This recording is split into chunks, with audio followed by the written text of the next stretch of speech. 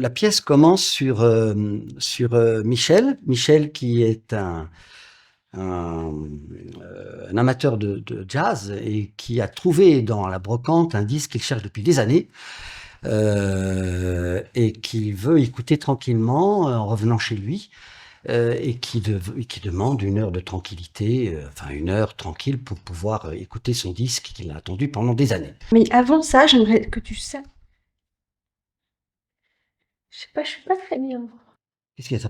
T'as pas bien dormi? Ça se voit? Oui, t'es pas très bien là, t'as une mauvaise mine. Bon, vas-y, parce que moi j'aimerais bien écouter tranquillement mon disque, c'est vraiment urgent? Écoute, il faut qu'on se parle. D'accord, alors je t'écoute, mais va vite alors, c'est quoi le problème? Une heure de tranquillité parle du couple, de la difficulté de parler, et sur la fuite perpétuelle, hein, des uns et des autres autour du mensonge et de la vérité. Qu'est-ce que dire? Comment le dire? Entre eux et entre les autres protagonistes de l'histoire, qui sont le voisin, le fils, et, et j'en passe, Sa maîtresse. et sa maîtresse. Florent Seller, il a une écriture extrêmement pointue, très efficace, très jouissive pour les acteurs, parce que une capacité à être extrêmement dense dans la parole, avec un rythme extrêmement soutenu, des répétitions qui sont extrêmement drôles. Il a vraiment le don, une capacité d'écriture qui est très folle, vraiment folle. Je dirais qu'il a l'art du dialogue. Au-delà qu'il soit égoïste, il demande simplement une heure de tranquillité, qu'il n'aura pas. C'est vrai, mais si sa femme a besoin de parler, et si c'est le seul moment où il peut être là, Et pourquoi maintenant? Pourquoi pas parce un qu'il n'y a autre pas un moment? autre temps, parce qu'il est jamais là.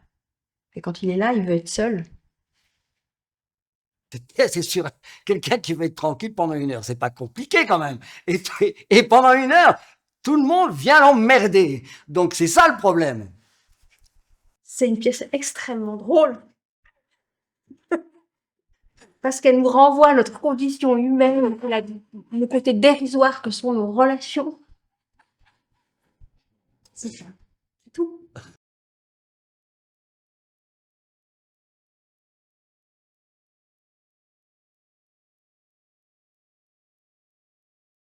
Il y a Oui, 6 rôles, avec quatre acteurs. non. Il y a une pièce à 7 personnages. 7? Ça augmente tous les jours. 7. Il y a 7 personnages, 7 rôles et... Nathalie, Michel, Léo, Pierre, Pavel, Elsa et 6 personnages. 6 personnages. Et on est 5. Et on est 5. Voilà.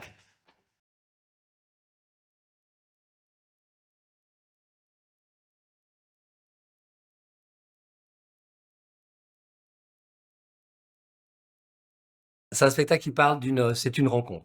Oui. C'est une rencontre, c'est ça. C'est une Oui, rencontre ah entre oui, un oui, homme tout et à une fait. femme. C'est l'histoire d'une autrice Mmh. qui est en panne d'inspiration. Oui, ça, on le sait pas tout de suite. Non, ça on sait pas tout de suite, mais on Ouais. découvre assez vite qu'elle est un petit peu en mal d'inspiration. Et là, il y a un voisin qui va venir la sauver de cette situation un peu compliquée. Non, mais voilà, c'est une rencontre, comme l'a dit Mauro, c'est entre une femme et un homme, hein. Pourquoi toujours dire un homme et une femme? C'est vrai. Et puis on est dans l'univers, le domaine de l'écriture. C'est une écrivaine qui se trouve être en panne d'inspiration parce que, alors c'est assez joli d'ailleurs ce qu'elle dit, c'est que depuis que tout va bien dans sa vie, depuis qu'elle n'est plus malheureuse, bah, elle n'arrive plus à écrire.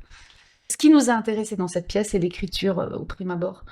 En premier lieu, je dirais, les 2 auteurs, Mathieu Delaporte et Alexandre de la Patelière, ont vraiment une écriture assez fantastique, je trouve, quand on est comédien de théâtre, avec des dialogues, avec très ciselés, très pointus. Ils ont le sens du rythme. Ouais, ouais, c'est super intelligent. Et puis, il y a plein de punchlines comme Ah ça. ouais, ouais, ouais. Donc du coup, évidemment, c'est forcément assez drôle. C'est une histoire qui parle du couple aussi. Parce que c'est un des grands mystères de la vie, quand même. Le deuxième mystère après la vie elle-même, c'est le mystère du couple. Pourquoi on est en couple? Pourquoi on reste ensemble? Donc ça parle de ça, déjà. Et puis ça parle aussi de théâtre. Parce que le fait qu'à un moment donné, on a l'autrice et là qui essaye de créer, etc. On voit la fabrication du spectacle, la fabrication du théâtre. Et puis un petit côté poupée russe, théâtre dans le théâtre, et qui donne un côté très ludique, puisqu'on voit un peu cette fabrication comme ça devant nos yeux. Et puis le mélange entre la réalité et la fiction. Qu'est-ce qui est vrai, qu'est-ce qui est pas vrai? Où se situe la vérité? En tout cas, il se trouve que cette personne, cette écrivaine, est plutôt très égocentrée et très enfermée sur elle-même. Et l'arrivée de ce voisin va lui permettre d'ouvrir un petit peu, de regarder un peu les autres, de connaître qui est son voisinage, parce qu'elle ne connaît personne et ça ne l'intéresse pas, elle est vraiment dans son monde complètement renfermée. Et cette rencontre-là va un petit peu ouvrir toutes les portes, ouvrir les fenêtres. Et puis ça va évidemment, voilà. Je vais faire une ouverture sur le monde. Oui, oui, oui, Oui. à l'ouvrir. Le théâtre, non, mais l'autrice, oui. Ce qui nous a amené à vouloir créer ce spectacle, alors c'était pas forcément trouver une pièce qui convienne à tous les deux. On voulait déjà faire quelque chose avec Brigitte Rosset à la base. Très vite, on s'est dit, ben, ce serait peut-être nous deux au plateau et puis Brigitte à la mise en scène, qui sera en plus assistée de Christian Scheidt. Donc on va avoir un duo Magnifique. vraiment merveilleux. Ils vont nous faire ça, nous cuisiner aux petits oignons.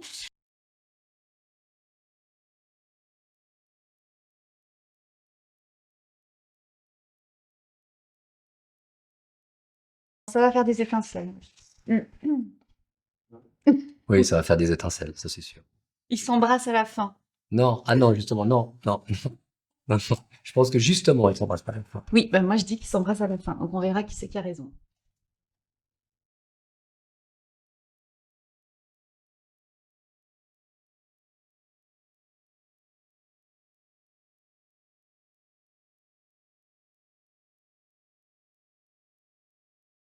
L'auteur s'est inspiré d'une histoire qui est vraiment arrivée, d'une femme qui a découvert dans une brocante un tableau euh, qui s'est avéré être potentiellement euh, une œuvre de Jackson Pollock. Je rajoute que cette femme, c'est une femme américaine blanche très pauvre qui vit dans une caravane.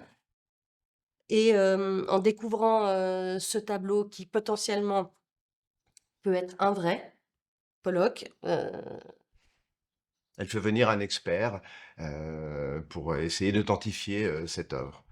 Voilà. à partir de là, il y a une enquête la pièce est une enquête sur l'authenticité de ce tableau et qui pose la question qu'est-ce qu'on ferait aussi si on avait tous un Pollock dans sa cave? Voilà. Est-ce qu'on va passer d'une œuvre qu'on a achetée 5 dollars à quelque chose qui vaut plusieurs millions? Sauf que pour elle, ce qui est important, c'est pas la valeur de ce tableau, c'est vraiment le fait de pouvoir prouver son authenticité. Elle s'attache pas du tout au fait d'être finalement millionnaire parce que elle a eu cette chance-là. Parce que l'expert, évidemment, lui, il peut pas imaginer que dans ce coin-là des États-Unis, dans cette caravane pourrie, il puisse y avoir un vrai tableau, quoi. Ouais. C'est important de dire que c'est basé sur une histoire vraie. C'est-à-dire que cette histoire est vraiment arrivée. Il y a vraiment une femme qui a trouvé dans une brocante un tableau. On va pas dire s'il a été authentifié ou non, parce que justement, il y a un peu quand même.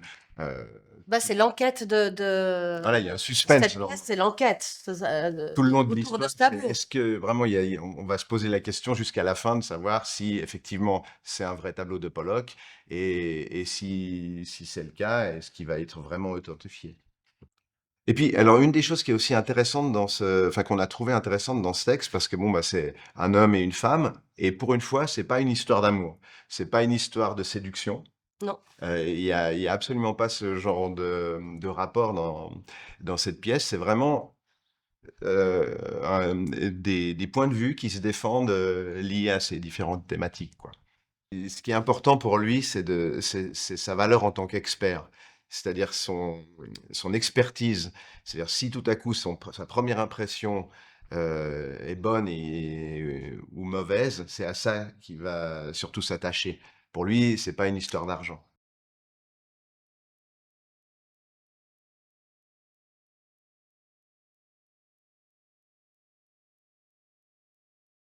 Ce texte va être joué pour la première fois en Suisse. Il a encore jamais été joué en France. Juste, il a été créé en Belgique en français. Et pour la création originale, ça a été créé donc aux États-Unis et dans le rôle féminin, c'est été créé par Kathleen Turner. À la poursuite du diamant vert, Donc, la guerre des roses. Voilà.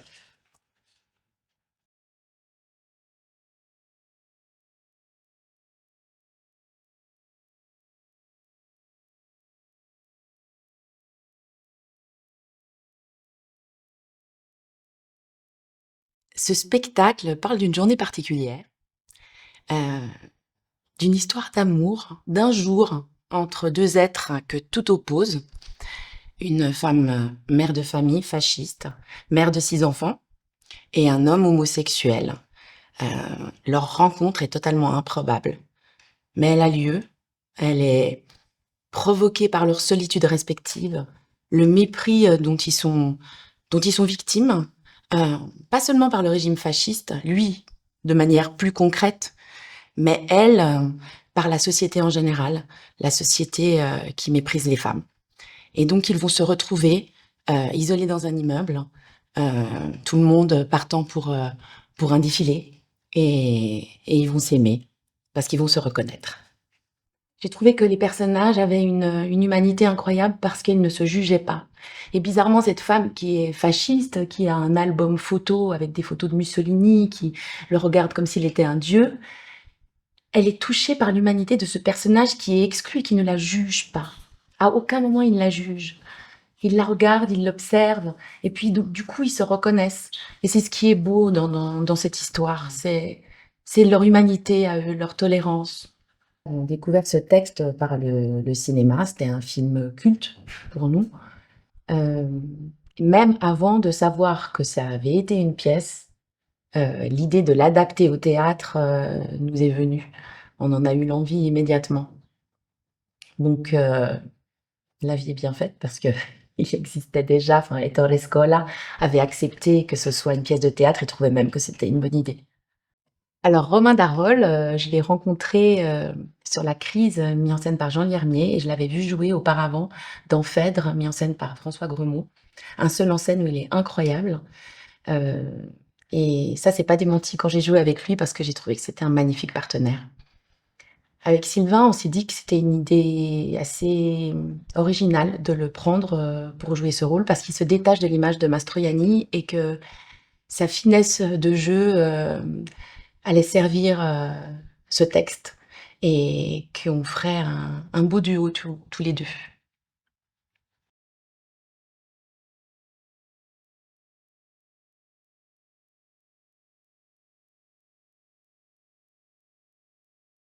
C'est une pièce qui, malgré la dureté de la situation, est tellement humaine que ça nous donne espoir. Ça nous donne espoir en l'humanité.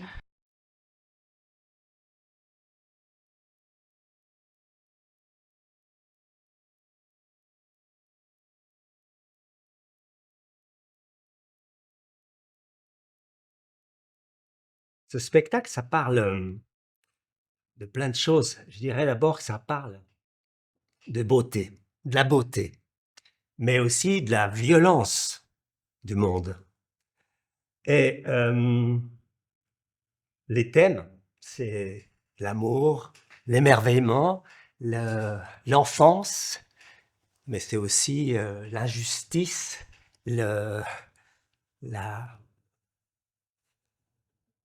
l'injustice, l'intolérance.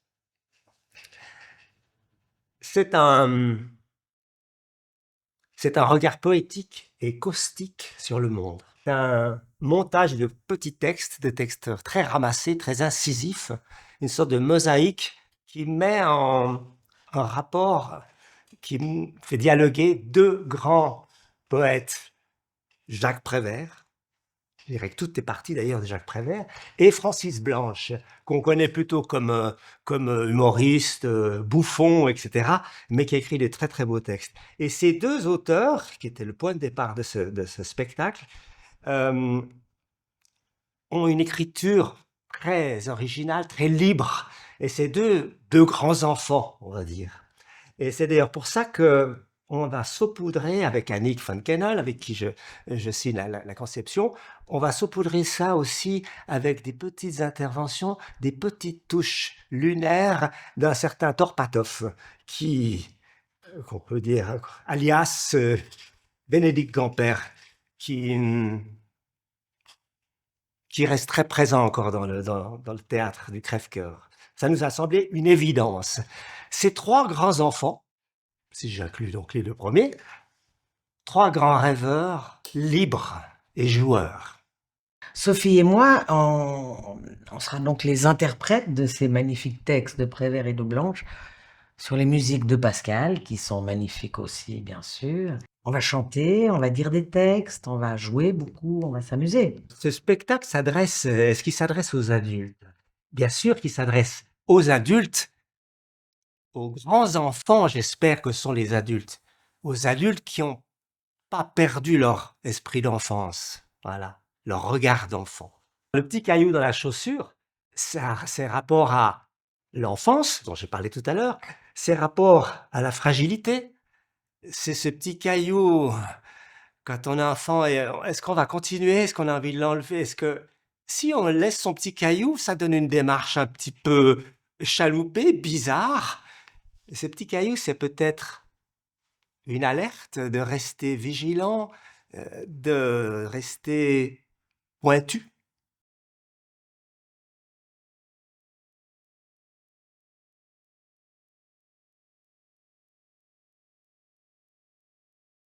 Mais enfin, on se réjouit beaucoup de vous retrouver à ce spectacle, qui sera formidable, avec la magnifique Sophie Solo, les musiques formidables de Pascal Chenu.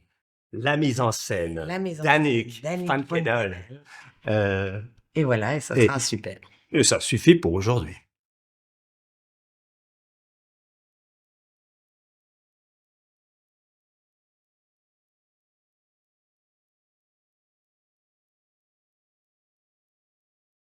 Cette année, nous ouvrons la saison avec les contes tricotés à l'envers et à l'endroit. C'est Barbara Sauzer, la conteuse, qui va dérouler une bobine d'histoires qui auront la douceur de la soie, la chaleur de la laine, et nous tricotera une matinée de contes qui sera douce et réconfortante, comme un gros pull d'hiver bien confortable. Mais attention, des fois, la laine, ça pique. Le deuxième conte de la saison, Cathy Sarr nous proposera des histoires plein le chapeau.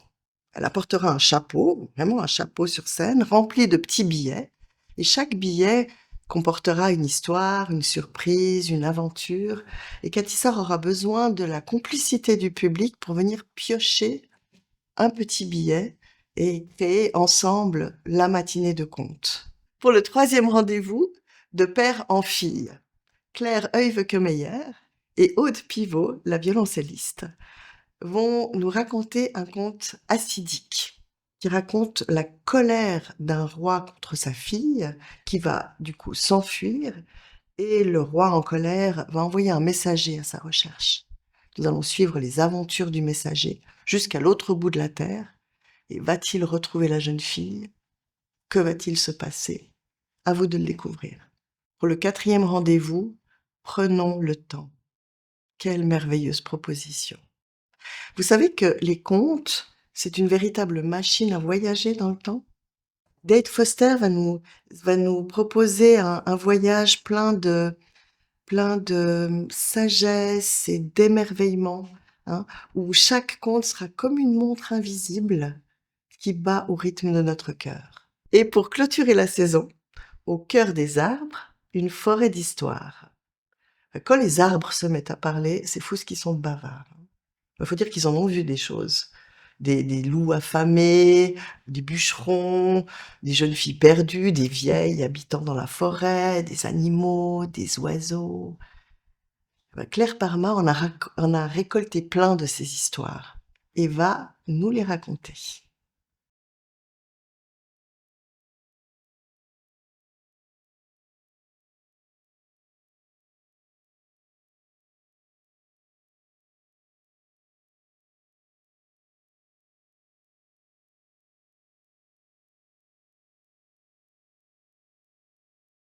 les salles se remplissent vite pour ces contes. Donc, je vous encourage à réserver rapidement votre place pour partager ce moment avec nous.